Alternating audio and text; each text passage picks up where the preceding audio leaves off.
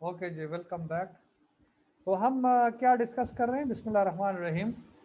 हम prevalence of exposure discuss कर रहे हैं, compare in disease and non disease के जो डिजीज और नॉन डिजीज पीपल हैं उनमें एक्सपोजर को यानी प्रेवलेंस ऑफ एक्सपोजर क्या है। देखें, डिजीज पीपल ये हैं, ये वाले, इनमें एक्सपोजर किसको है?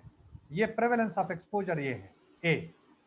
ए एक्सपोज है out of A plus B, यानी डिजीज में एक्सपोजर ए को है और यहां पर नॉन डिजीज में एक्सपोजर बी को है। In disease and non disease people we are finding prevalence of exposure. तो ये प्रेवलेंस ऑफ एक्सपोजर ए को एक्सपोज है आउट ऑफ डिजीज और यहां पर बी एक्सपोज है आउट ऑफ नॉन डिजीज, और A over A plus B versus C over C plus D. यहां पर जो prevalence of disease compare in expose and non expose, यहां प्रेवलेंस ऑफ डिजीज हम मालूम कर रहे हैं। Prevalence of disease in exposure and non exposure. Expose कितने हैं? ए और बी एक्सपोज है लेकिन डिजीज ए को है, सी और डी नॉन एक्सपोज है लेकिन डिजीज सी को है। तो यहां पर प्रेवलेंस ऑफ डिजीज हम आउट ऑफ एक्सपोजर कर रहे हैं और यहां पर prevalence of exposure out of disease कर रहे हैं, डिजीज एंड नॉन डिजीज। और यहां पर prevalence of disease in exposure and non exposure.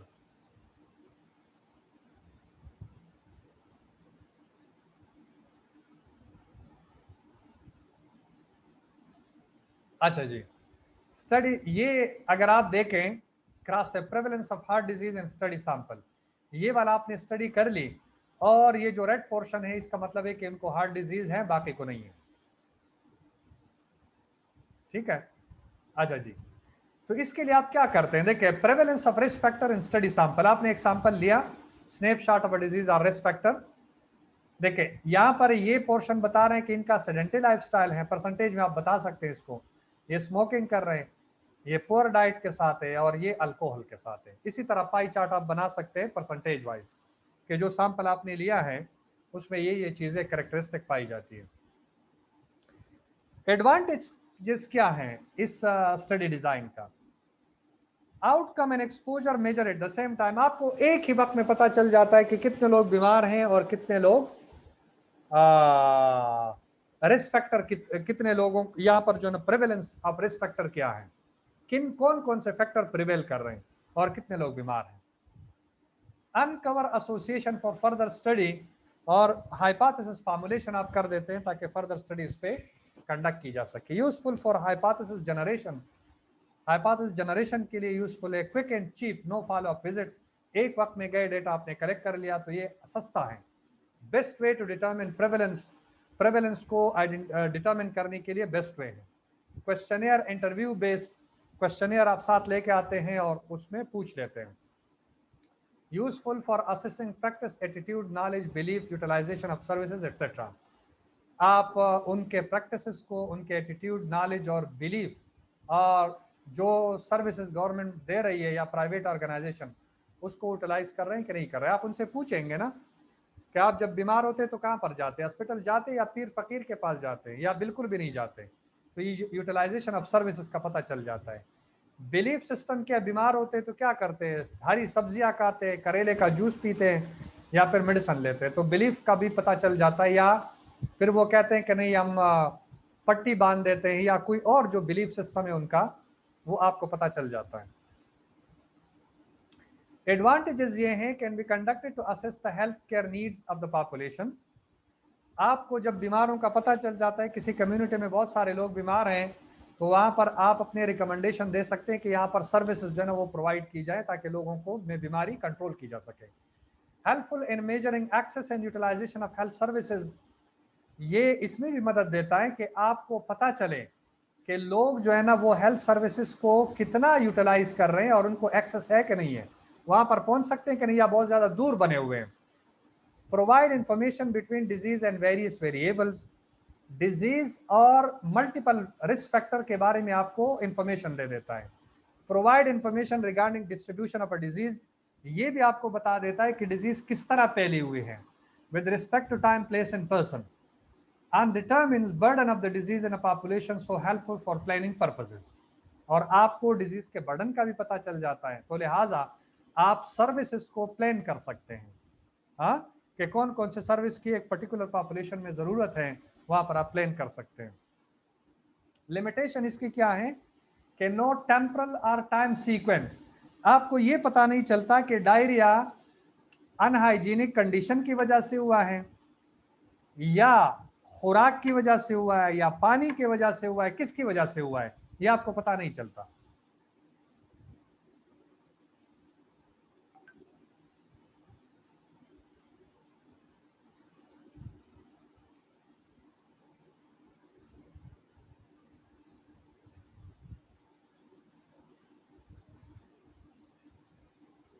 Just a minute.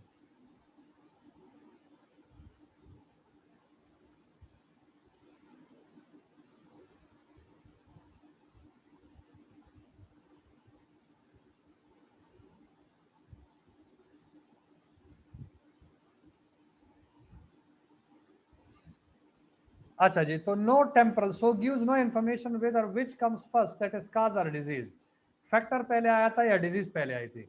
Gives no idea about natural history of the disease और एटियोलॉजी, नेचुरल हिस्ट्री या disease का आपको उस वक्त पता चल जाता है जब आप कोई टाइम गुजारते हैं, साल 2 साल 3 साल, तब आपको पता चल जाता है। तो इससे आपको नेचुरल हिस्ट्री का पता नहीं चलता, ना एटियोलॉजी का पता चलता है। Gives no measure of new case occurrences, नए केस यानी इंसिडेंट्स का आपको पता नहीं चलता। Not useful for rare exposure और रेयर आउटकम, रेयर एक्सपोजर और रेयर आउटकम, रेयर एक्सपोजर हमेशा कोहोर्ट स्टडी में की जाती है और रेयर आउटकम हमेशा केस कंट्रोल स्टडी में की जाती है, तो ये आपको पता नहीं चलता। अच्छा जी, डिजाइन ऑफ, अब हम एनालिटिकल ऑब्जर्वेशनल डिजाइन पे आते हैं। Design of a cohort study, पहले आप डिफाइन पॉपुलेशन के बाद पास जाएंगे, नॉन रैंडमाइजेशन होगी क्योंकि इसमें रैंडमाइजेशन नहीं होगी, इसको हम डिस्कस करेंगे कि व्हाट इज रैंडमाइजेशन। कौन से लोग हैं, 2 ग्रुप आप बनाएंगे। अब मैं आसानी के लिए ये कह देता हूं कि फॉर एग्जांपल एक ग्रुप ऐसा है जो स्मोकिंग करता है, वो एक्सपोज है, दूसरा ग्रुप ऐसा है जो स्मोक नहीं करता। फिर स्मोकिंग के अंदर लेटर ऑन जब आप जाएंगे तो एक में डिजीज डेवलप होगी, दूसरे में डिजीज डेवलप नहीं होगी, ये प्रोबेबिलिटीज है, हो सकता है किसी में भी डिजीज डेवलप ना हो। और नॉट एक्सपोज जो पीपल है उनमें भी ये probability with the passage of time कि इनमें एक को डिजीज डेवलप होगी, दूसरे को नहीं होगी, हो सकता है कि ना भी डेवलप हो, लेकिन पॉसिबिलिटीज ये कि ये 4 ग्रुप बनेंगे आपके पास जब आप टाइम सीक्वेंस के साथ प्रोस्पेक्टिवली जाएंगे। तो cohort studies are also called follow up or incident studies, cohort studies को follow up or incident studies भी कहते हैं, इसलिए कि लॉन्ग स्टडीज होती हैं, 4 साल 10 साल 25 साल के लिए भी रहती है। आपने फॉलो अप करना होगा, बार बार इनके पास जाना होगा, 3 महीने के बाद 4 महीने के बाद में देखेंगे कि साइन सिम्टम अपेयर होते हैं कि नहीं होते। और इंसिडेंस इसलिए कहते हैं कि जो लोग, जिन लोगों को आपने लिया है वो फ्री ऑफ डिजीज थे, दोनों ग्रुप, और वक्त के साथ साथ अगर उनमें डिजीज डेवलप होती है तो इसको हम इंसिडेंस कहते हैं। Because the data and exposure and disease refer to different points in time, cohort studies are also called longitudinal studies. Data exposure refer to different points in time, यानी इसमें एक टाइम लगता है, बड़ा टाइम लगता है, 5 साल 10 साल, इसलिए इसको लॉन्गिट्यूडिनल कहते हैं। Cohort studies have also been called prospective studies, इसलिए कि प्रेजेंट से फ्यूचर की तरफ जाएगी। जब आप स्टडीज के इंसिडेंट्स को देखते हैं तो आपने प्रेजेंट से फ्यूचर की तरफ जाना होगा, तो आपको पता चलेगा कि डिजीज अकर होती है कि नहीं होती, इसलिए इसको प्रोस्पेक्टिव स्टडी भी कहते हैं। Cohort studies, the observation of a cohort over time to measure outcome, synonym terms follow up, longitudinal, prospective, जैसे हमने डिस्कस किया। ये कोहोर्ट्स हैं। कोहोर्ट का मतलब क्या है ये आप जान लीजिए। Birth cohort, all individuals in a defined geographical area born in the same period, usually a year, ये भी एक बर्थ कोहोर्ट है। Inception cohort, all individual assemble at a given point based on some factor, for example workplace, एक कारखाने में लोगों ने एक साथ काम करना शुरू कर दिया, इसको इंसेप्शन कोहोर्ट कहते हैं। एक्सपोजर कोहोर्ट, एक ग्रुप ने एक साथ सिगरेट पीना शुरू कर दिया तो एक्सपोजर कोहोर्ट है। या फीमेल, मतलब बहुत सारी खवातीन वो हॉस्पिटल में चेकअप के लिए आई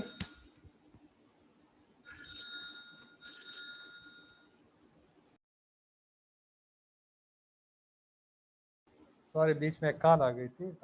Once again, Bismillahirrahmanirrahim. Exposure cohort, a group of individuals that potentially share a common exposure, for example radiation. Radiology department में अगर वो काम कर रहे हैं, हाँ, और उनका एक्सपोजर हो रहा है, तो वहां पर जितना भी एक ग्रुप एक्सपोजर उनको हो रहा है उसको एक्सपोजर कोहॉर्ट भी कहते हैं. Disease cohort, a group of individual with a specific disease. एक ग्रुप है जिनको एक डिजीज डेवलप हो गई, तो ये डिजीज कोहॉर्ट है. कोहॉर्ट मतलब ग्रुप है ना. Steps and cohort study. Cohort studies are conducted in 3 fundamental steps. The first one is identify cohorts of exposed and unexposed individual who are free of the disease outcome of the interest at the beginning of the study. याद रखें कि cohort study जब भी आप conduct करते हैं और 2 groups लेते हैं तो दोनों फ्री ऑफ डिजीज होते हैं, लेकिन फर्क ये है कि एक जो है ना वो एक्सपोजर होता है और दूसरे का एक्सपोजर नहीं होता. फॉर एग्जांपल एक सिगरेट स्मोकिंग करता है लेकिन दूसरा नहीं करता, दूसरा group. Observe each cohort over time for the development of outcomes of interest. और वक्त के साथ साथ उनको देखते हैं कि एक्सपोजर और एक्सपोज और नॉन एक्सपोज ग्रुप में डिजीज डेवलप होती है कि नहीं होती. Compare the risk of outcome between the cohort. और आखिर में अगर एक्सपोज में ज्यादा डिजीजेस डेवलप हो गई, नॉट एक्सपोज में डेवलप नहीं हुई, तो ये एक एसोसिएशन रिस्क का आपको पता चल जाता है कि वो लोग जो सिगरेट पीते तो ज्यादा रिस्क पे हैं और जो नहीं पीते वो रिस्क पे कम है. ये आपको पता चल जाता है. इसको हम कंपैरिजन रिस्क कहते हैं. कोहॉर्ट स्टडी डिजाइन का पहले पॉपुलेशन के पास जाएंगे. People without the disease. Sample जब आप लेंगे तो फ्री ऑफ डिजीज, और इस सैंपल में से 2 ग्रुप बनाएंगे, एक वो जिनको एक्सपोजर है और एक वो जिनको एक्सपोजर नहीं है. और ये डायरेक्शन है, प्रेजेंट टू पास्ट प्रोस्पेक्टिवली आप जाते हैं. डिजीज फ्यूचर में जब आप जाएंगे तो डिजीज डेवलप हो सकती है, डिजीज नहीं डेवलप होता एक्सपोजर में, और जो नॉन एक्सपोज है उसमें भी पॉसिबिलिटी कि डिजीज डेवलप हो, डिजीज नॉट डेवलप हो. इस तरह के ग्रुप्स बनेंगे आपके पास 4. Types of cohort, prospective cohort हैं और एक रेट्रोस्पेक्टिव कोहॉर्ट है. प्रोस्पेक्टिव कोहॉर्ट को कंकरेंट कोहॉर्ट स्टडी और लॉन्गिट्यूडिनल स्टडी भी कहते हैं. रेट्रोस्पेक्टिव कोहॉर्ट को नॉन कंकरेंट कोहॉर्ट और हिस्टोरिकल कोहॉर्ट भी कहते हैं. हिस्टोरिकल कोहॉर्ट की मैं आपको एक एग्जांपल दे देता हूं. प्रोस्पेक्टिव कोहॉर्ट तो आपको समझ में आ गया कि आप सैंपल आपने लिया, 2 group expose not expose, future में आप उनको स्टडी करते हैं कि इनमें डिजीज डेवलप होती है नहीं डेवलप होती, हाँ, दोनों ग्रुप्स में. रेट्रोस्पेक्टिव कोहॉर्ट का मतलब ये है कि जब आपके पास ये इसको हॉस्पिटल में ज्यादातर जो हिस्टोरिकल स्टडी है कोहॉर्ट हॉस्पिटल में बहुत ज्यादा अच्छी की जाती है. फॉर एग्जांपल हॉस्पिटल में एक ग्रुप डायबिटीज मेलाइटस के साथ एनरोल है, ठीक है जी, और उनके फाइल भरे हुए कोई 5-10 सालों के फाइल हैं. एक ग्रुप आपने लिया 50 लोगों का, 100 लोगों का. अब इनको रिट्रोस्पेक्टिवली कोहॉर्ट में आप कैसे स्टडी करेंगे? आप इस तरह करेंगे कि फॉर एग्जांपल ये आपके पास 100 लोगों का ग्रुप है और ये क्या है, डीएम है, डायबिटीज मेलाइटस है या हाइपरटेंशन है, वटेवर. तो आप क्या करेंगे कि इनके जो फाइल्स हैं, आखिर वाला पेज आप नहीं पढ़ेंगे, बल्कि क्या करेंगे कि आप पीछे जाएंगे इन फाइल्स में. ये फाइल्स हैं, ठीक है जी, ये फाइल्स इनके हैं. और आप क्या करेंगे, पेज नंबर 1 से स्टार्ट करके number 2, number 3, number 4. For example ये लोग जो हैं 2010 से इनको डिजीज है और आप 2020 में जो हैं यहाँ पर आपने फाइल देके 2020 के फाइल पड़े हुए हैं, लेकिन डिजीज उनको 2010 में वो डेवलप हुई है. तो आप क्या करेंगे कि इन 2010 में जब ये एंटर हुए तो पेज नंबर 1 2010 से स्टार्ट है. ये आप आएंगे 2011, 12, 13, 14, 15, 16, 17, 18, 19 और 20 का जो रिकॉर्ड है वो आहिस्ता आहिस्ता पहले आप पीछे जाएंगे और फिर आगे की तरफ आएंगे, आप स्टडी करेंगे. लेकिन इसके साथ जो दूसरा ग्रुप है, ये वाला ग्रुप डायबिटीज मेलाइटस जो का आप ग्रुप है, ये आपका एक्सपोजर है. इसको आप देख रहे हैं कि इनको किन किन चीजों का ये देख रहे हैं कि जो डायबिटीज मेलाइटस इनको डेवलप हुआ है, यहां से आप फैक्टर को स्टडी करेंगे कि शुरू में जब ये दाखिल हुए आप इसको इग्नोर करेंगे डायबिटीज मेलाइटस को. फिलहाल आप फैक्टर से स्टार्ट करेंगे. अच्छा, ये सिगरेट पीते थे, फिर ये अल्कोहल भी पीते थे, सेडेंटरी लाइफस्टाइल भी था इनको, फिर इनका पॉपुलेशन में पोल्यूटेड एनवायरनमेंट भी रहते थे. ये आहिस्ता आहिस्ता या किसी एक फैक्टर को आप स्टडी करेंगे. जरूरी नहीं है तमाम फैक्टर यहाँ पर स्टडी नहीं किए जाते, किसी एक फैक्टर को आप डिफाइन करेंगे कि ये मैंने स्टडी करना है। फॉर एग्जांपल फैमिली हिस्ट्री, हाँ फैमिली हिस्ट्री, और ये फैमिली हिस्ट्री को, या फिर जो है ना वो पोल्यूशन है, तो सिर्फ पोल्यूशन को आप लेंगे, क्योंकि कोहोर्ट स्टडी में सिर्फ सिंगल एक्सपोजर को स्टडी किया जाता है। और इसी पोल्यूशन के आहिस्ता आहिस्ता असरात आप देखेंगे कि शुरू में जब आए आहिस्ता आहिस्ता उनके साइन सिम्टम आहिस्ता डेवलप होते गए, पहले उनको डिजीज नहीं थी और आहिस्ता आहिस्ता जो है ना इन तमाम लोगों को जो है ना वो डिजीज डेवलप हो गई डायबिटीज मेलाइटस की। और इसके साथ कंपैरिजन में हॉस्पिटल में जो लोग पड़े हुए हैं जो फ्री ऑफ डायबिटीज मेलाइटस है उसको आप स्टडी करेंगे। इसको हम हिस्टोरिकल कोहोर्ट कहते हैं। इसको जब आप थोड़ा सा गूगल करेंगे तो आपको समझ में आ जाएगा, मुश्किल है नहीं इतना।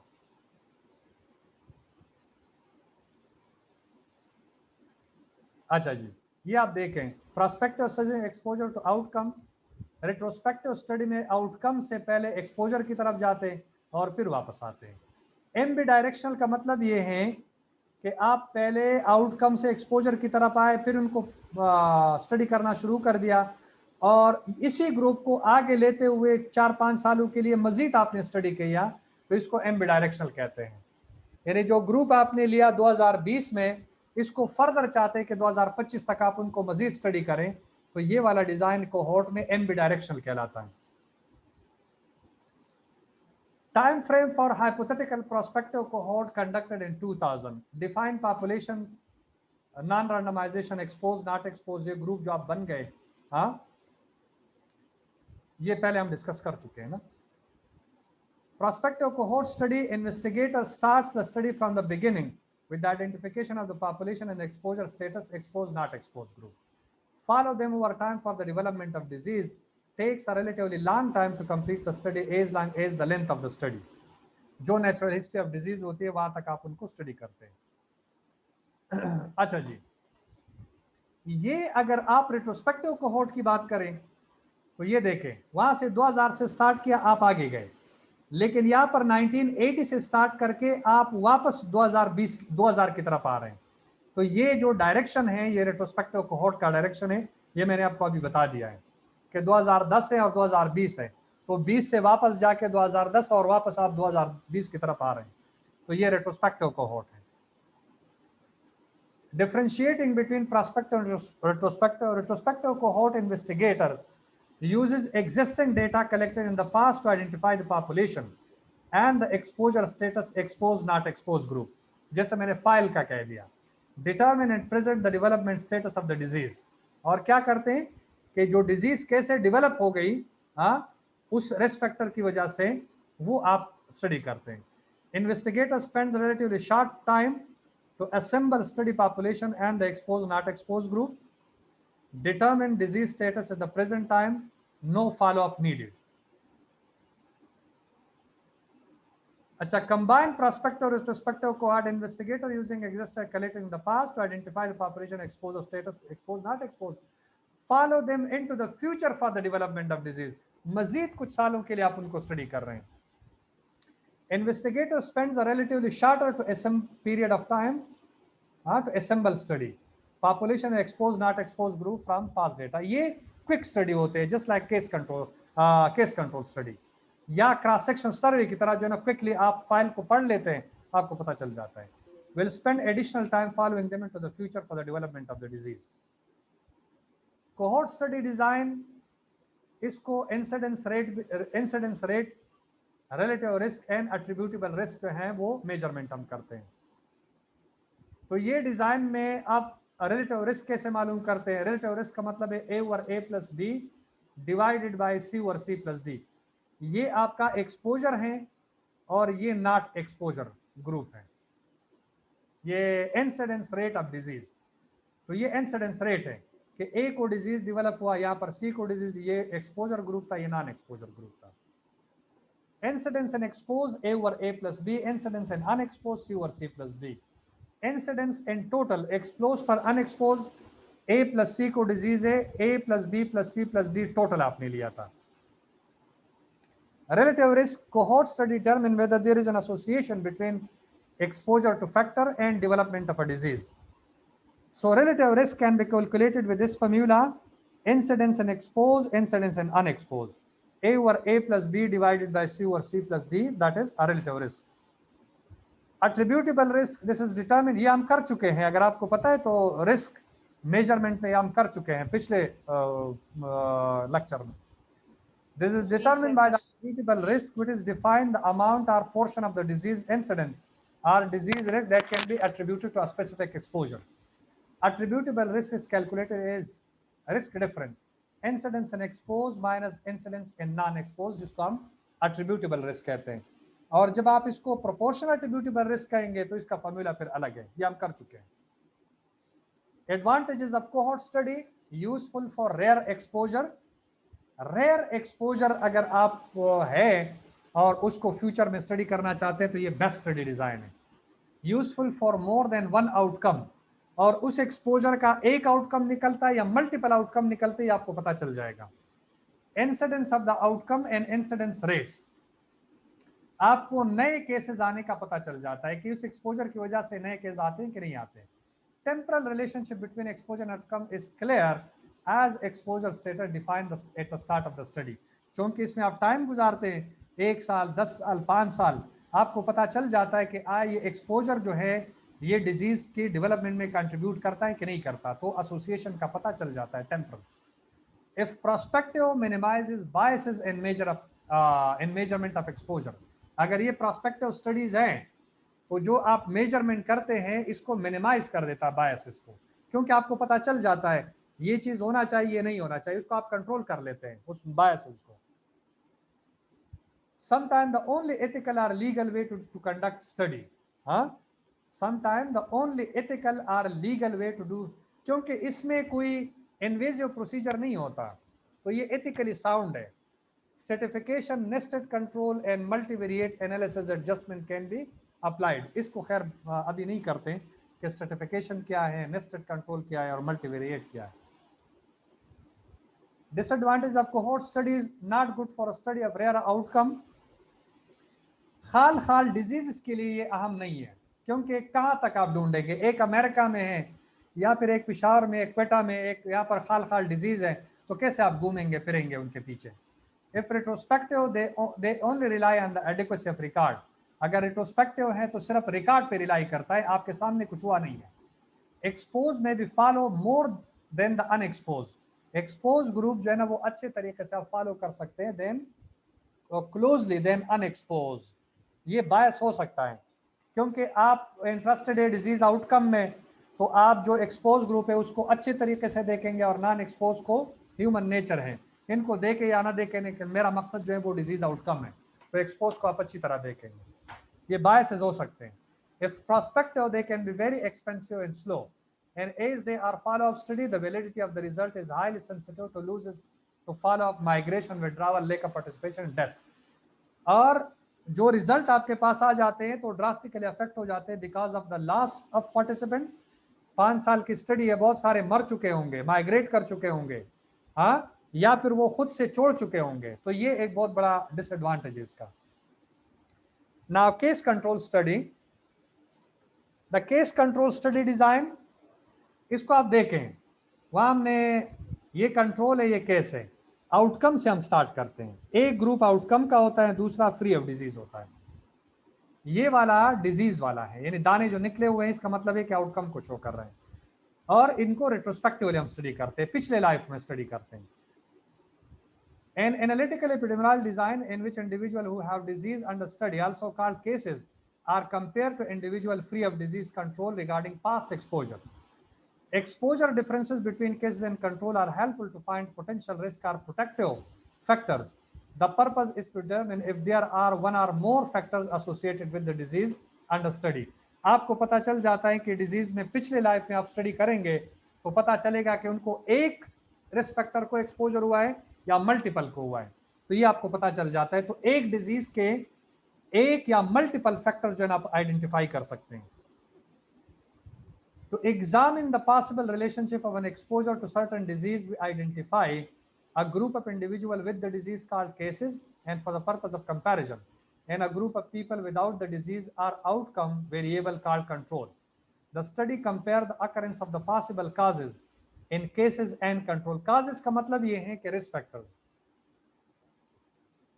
तरीका ये होता है, देखें आप प्रेजेंट से पास्ट की तरफ जाते हैं तो केसेस और कंट्रोल को आइडेंटिफाई करते हैं, फिर पीछे जाते हैं कि रिस्क फैक्टर ये एक्सपोज हुए थे या नहीं हुए थे, ये वाला ग्रुप एक्सपोज हुआ था या नहीं हुआ था, और फिर उनको कंपेयर कर देते हैं कि एक्सपोजर किस में ज्यादा था, केसेस में ज्यादा था या कंट्रोल में ज्यादा था। यहाँ पर एक्सपोजर को कंपेयर किया जाता है और वहां पर डिजीज आउटकम को कंपेयर किया जाता है कि एक्सपोजर की वजह से डिजीज आउटकम किस में ज्यादा है। When a case control study is warranted, कब की जाती है?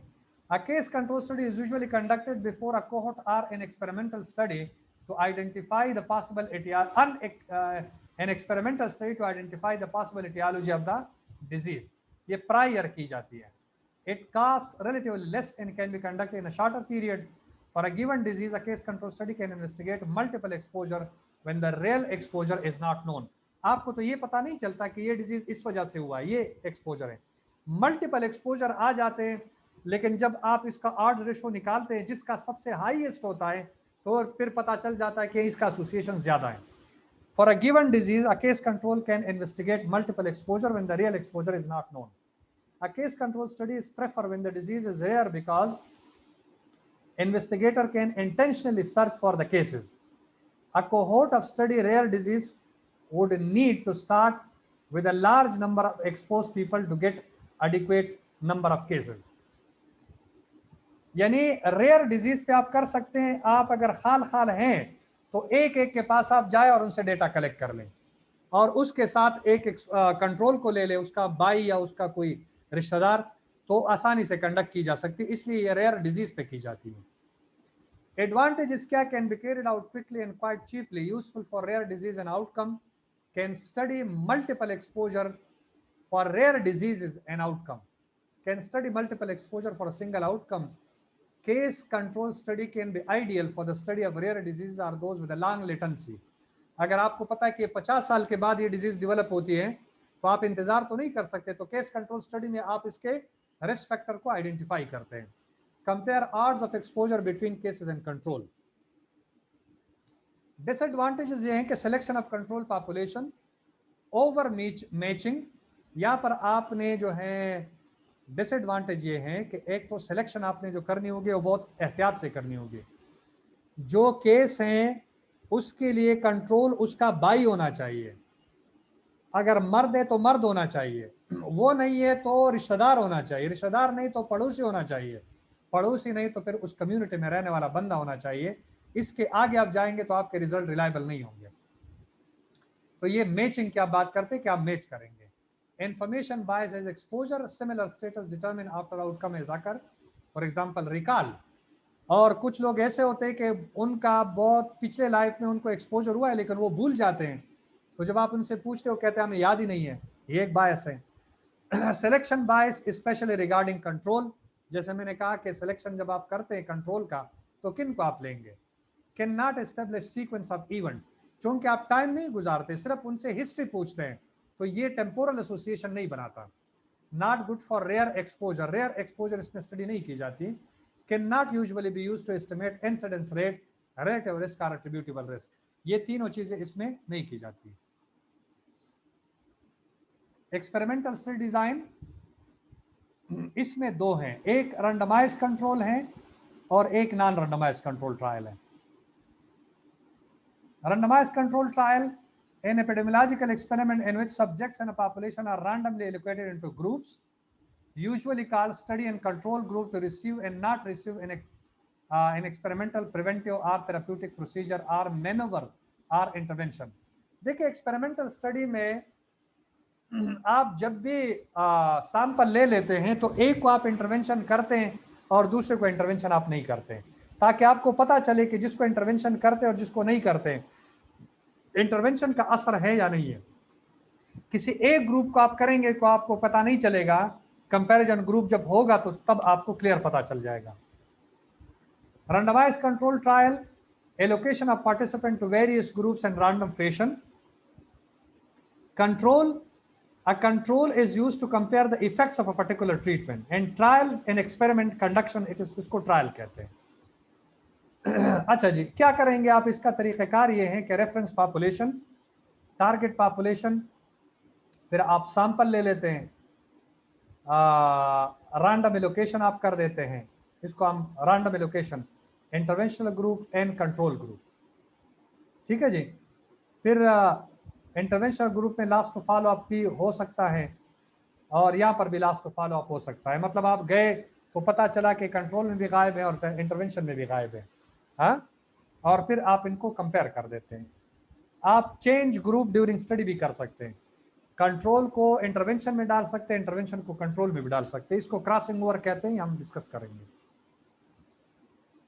Randomized control trial, the true experimental design has three characteristics. Randomization. The researcher takes care to randomly assign subject to the control in experimental group. आपको पता ना चले कि कौन कंट्रोल में जाएगा और कौन एक्सपेरिमेंटल में जाएगा, इसको रैंडमाइजेशन कहते हैं। ये लॉटरी के थ्रू हो सकता है, एनवेलप के थ्रू हो सकता है।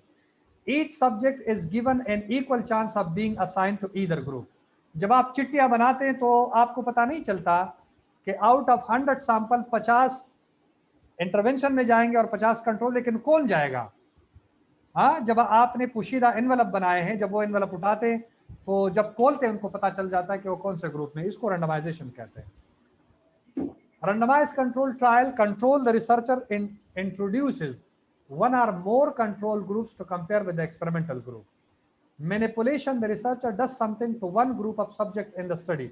आप मैनिपुलेशन करेंगे ना, किसी मेडिसिन के डोज को कम कर देंगे, ज्यादा कर देंगे, हाँ, एजुकेशन सेशन को लेंथन करेंगे, शॉर्टन करेंगे, ये मैनिपुलेशन है। The strength of an experiment study is led by randomization of confounding variable, और जो भी confounding variable है randomization के थ्रू आप इनको कंट्रोल कर सकते हैं। फॉर एग्जाम्पल सेक्स है, जेंडर है, ठीक है जी, ये आप इसको कंफाउंडिंग को आप कंट्रोल कर सकते हैं। यानी या एक ही जेंडर को ले लें या फिर इक्वल डिस्ट्रीब्यूशन उसमें कर दें, हाँ, during the study crossing over कर दें, तो ये आप इसको मिनिमाइज कर देते हैं। Randomized control trial. In randomized control trial, we begin with a defined population. Subjects in the study population are randomly allocated to intervention in control groups, and the results comparing outcomes. The basic design of RCT is given below. ये अब आप देखें, ये diagram है। Study population से sample ले लेते हैं, सैंपल पॉपुलेशन फिर रैंडमाइजेशन कर देते हैं, कौन इस ग्रुप में जाएगा, कौन कंट्रोल में जाएगा। हाँ? फिर एक में आप फर्स्ट डेटा कलेक्शन कर देते हैं, इसमें फर्स्ट डेटा कलेक्शन कर देता कि आपको पता चले कि इंटरवेंशन का असर है कि नहीं है। उसके बाद एक में इंटरवेंशन कर देते हैं और एक में इंटरवेंशन नहीं करते। फिर इंटरवेंशन के बाद उससे भी डेटा कलेक्ट करते हैं और इसमें इंटरवेंशन ना भी हो उस पर डेटा कलेक्ट करते हैं, उनको कंपेयर करते हैं, तो आपको पता चल जाता है कि आया इंटरवेंशन इफेक्टिव था कि नहीं था। Allocation of study subjects randomization, random, the one by chance. Randomization individual to groups by chance. बातें बंद कर दी, ये कौन किसका mic on? Each sampling unit has selection.